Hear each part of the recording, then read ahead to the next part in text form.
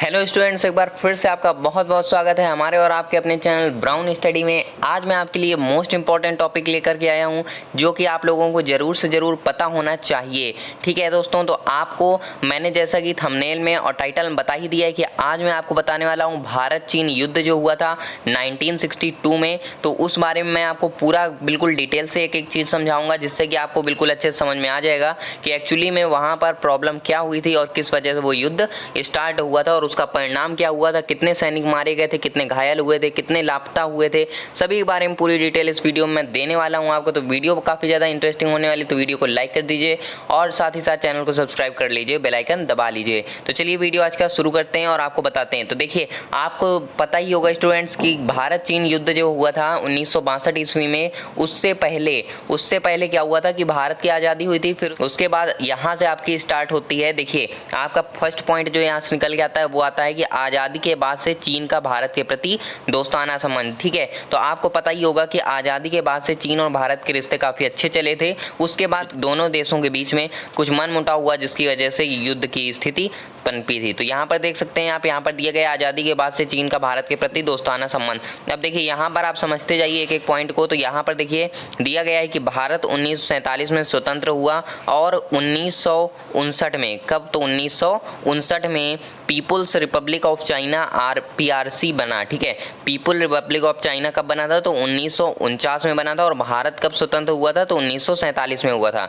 उसके बाद क्या हुआ था कि स्वतंत्रता के बाद से भारत और चीन के संबंध काफ़ी अच्छे थे। जब चीन ने तिब्बत पर कब्जा करने की कोशिश की थी तो भारत ने इसका विरोध किया था। ठीक है, आपको पता होगा कि चीन ने क्या किया था उस समय, कि चीन ने कब्जा करना चाहा था तिब्बत पे। ठीक है, तिब्बत पे चीन ने कब्जा करना चाहा था और इस चीज़ का भारत ने कड़ा विरोध किया था। और भारत वैसे भी किसी भी लड़ाई को नहीं चाहता था कि युद्ध हो। इस वजह से भारत ने क्या किया था कि उस समय वार्तालाप की एक बात कही थी कि ये जो पूरा मामला है इसका जो विरोध कर रहा था भारत, इसके लिए वार्तालाप का एक सॉल्यूशन था कि वार्तालाप करके इस मैटर को खत्म किया जाए। तो उस समय चीन और भारत के संबंध अच्छे होने के कारण क्या हुआ था कि 1954 में भारत और चीन के मध्य शांतिपूर्ण कार्यों के लिए 5 सिद्धांतों को लेकर एक समझौता हुआ था। आपको पता होगा कि 1954 में ही भारत और चीन के मध्य 5 सिद्धांतों को लेकर एक समझौता हुआ था, जिस समझौते को क्या बोला गया था, तो पंचशील समझौता बोला गया था। ठीक है, आपको पता होगा पंचशील समझौता बोला गया था। और पंचशील समझौता किसने कराया था, उस समय कौन था, तो उस समय प्रधानमंत्री जो थे वो थे जवाहरलाल नेहरू। ठीक है, उस समझौते के तहत यहाँ देखिए आपको दिया भी गया है कि उस समझौते के तहत भारत ने तिब्बत में चीन शासन को स्वीकार किया था। उस समय क्या हुआ था कि वो जो समझौता हुआ उसके तहत भारत ने स्वीकार कर लिया कि ठीक है, तिब्बत में आप रह सकते हैं। उसके बाद क्या हुआ था कि उसी समय भारत के पूर्व प्रधानमंत्री जो कि थे जवाहरलाल नेहरू जी, उन्होंने क्या किया था कि हिंदी चीनी भाई भाई का नारा दिया था। किस समय दिया था, 1954 में, जब ये समझौता हुआ था, पंचशील समझौता। मोस्ट इंपॉर्टेंट पॉइंट है, इसे नोट डाउन कर लीजिए अपनी कॉपी में, क्योंकि 1954 में पंचशील समझौता हुआ और उसी समझौते के बाद प्रधानमंत्री नेहरू जी ने कहा था कि हिंदी चीनी भाई भाई ये नारा उन्होंने दिया था, जो कि आज के समय में बिल्कुल ही खंडित हो चुका है। ठीक है, चलिए बढ़ते हैं नेक्स्ट पॉइंट की ओर। नेक्स्ट आपकी देखिए स्क्रीन पर यहाँ दिया गया है युद्ध के तनाव की स्थिति। तो यहाँ पर आपको पता होना चाहिए कि युद्ध का तनाव कहाँ से स्टार्ट हुआ था, इस बारे में मैं पूरी डिटेल आपको दे रहा हूँ। तो यहाँ पर देखिए युद्ध के तनाव के लिए कैसे माहौल बना था। तो वहाँ पर हुआ ये था कि मार्च 1959 में क्या हुआ कि दलाई लामा जो थे वो शरण लेने के लिए भारत आए थे। ठीक है, चीन से वो कहाँ आए थे, भारत आए थे शरण लेने के लिए। और दलाई लामा का यहाँ पर बहुत अच्छे से स्वागत सत्कार हुआ और उनका अच्छी तरीके से स्वागत हुआ। उसके बाद क्या हुआ कि चीन को ये बात हजम नहीं हुई और उसने क्या किया, फिर माओ जेडोंग ने भारत पर तिब्बत में लासा विद्रोह को भड़काने का आरोप लगाया। माओ जेडोंग जो थे वो वहाँ के चीन की सत्ताधारी पार्टी जो थी उनके एक नेता थे और उन्होंने क्या किया था कि तिब्बत में लासा विद्रोह को भड़काने का आरोप लगाया था भारत के ऊपर। तो इस वजह से दोनों देशों के बीच में तनाव की स्थितियां बढ़ने लगी थी। उसके बाद आपको बताते हैं जिसकी वजह से चीन तथा भारत को एक खतरे के रूप में देखने लगा था। उसके बाद क्या हुआ था कि जब इतना कुछ हो गया तो चीन ने क्या सोचा कि भारत को एक खतरे के रूप में देखने लगा, क्योंकि दलाई लामा को शरण भारत ने दिया था।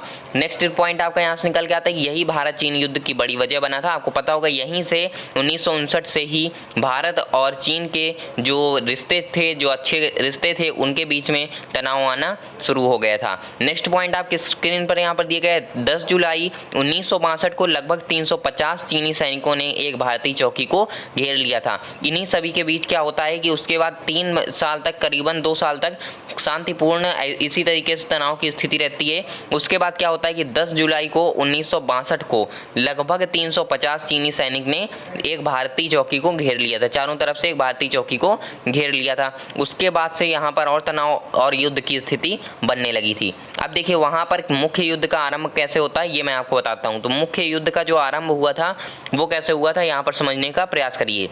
देखिए यहाँ पर आपको बोला गया है 20 अक्टूबर 1962 को चीन की पीपुल्स लिबरेशन आर्मी ने लद्दाख में और नॉर्थ ईस्ट फ्रंटियर एजेंसी में मैक-मोहन रेखा को पार करके हमला किया था। ठीक है, आपको पता होगा कि चीन की जो पीपुल्स लिबरेशन आर्मी है PLA, ठीक है, PLA आर्मी जो है उनकी पीपुल लिबरेशन आर्मी, तो वो अपने आप को बहुत ही ज़्यादा शक्तिशाली आर्मी मानती है, क्योंकि वो लोग अपनी अपनी जो वीडियोज़ होती हैं, जो वीडियो क्लिप होती हैं, वो समय समय पर दिखाते रहते हैं दुनिया को डराने के लिए। ठीक है, तो इस वजह से पीपुल्स लिबरेशन आर्मी जो है वो अपने आप में काफ़ी ज़्यादा शक्तिशाली मानती है। अब देखिए यहाँ पर हुआ ये था कि 20 अक्टूबर 1962 को चीन की जो आर्मी थी उसने क्या किया कि लद्दाख में और नॉर्थ ईस्ट फ्रंटियर एजेंसी में मैक-मोहन रेखा को पार किया और यहाँ पर भारत में हमला कर दिया। क्या किया था, तो मैक-मोहन रेखा को पार किया था और भारत पर हमला कर दिया था। तो इस तरह से युद्ध की जो ज्वाला थी वो भड़क उठी थी। तो यहाँ पर आपको समझ में आ गया हो कि कहाँ से युद्ध की स्टार्टिंग हुई।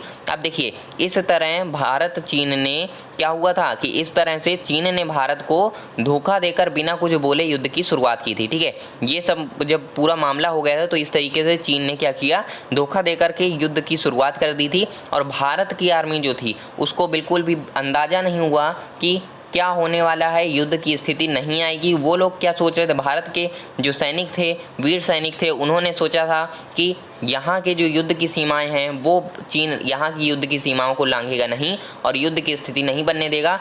लेकिन चीन ने क्या किया, धोखे से अपने सैनिकों को मैक-मोहन रेखा के इस तरफ लद्दाख में घुसेड़ा और वहाँ पर क्या किया, हमला कर दिया।